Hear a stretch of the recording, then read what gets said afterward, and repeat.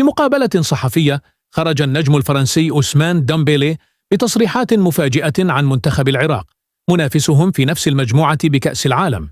ديمبélé قال: بصراحة الكثير من الناس يستهينون بمنتخب العراق، لكن نحن كلاعبين نعرف جيدا أن المباريات في كأس العالم لا تلعب على الورق.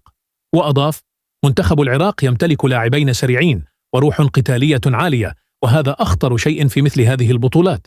وتابع بنبرة تحذيرية: إذا لم نكن في أفضل تركيزنا يمكن أن نصطدم بمفاجأة كبيرة، رأينا هذا يحدث مع منتخبات كبيرة من قبل.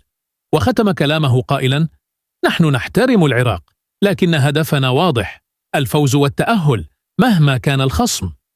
هل تتوقع أن يصنع منتخب العراق مفاجأة في المجموعة؟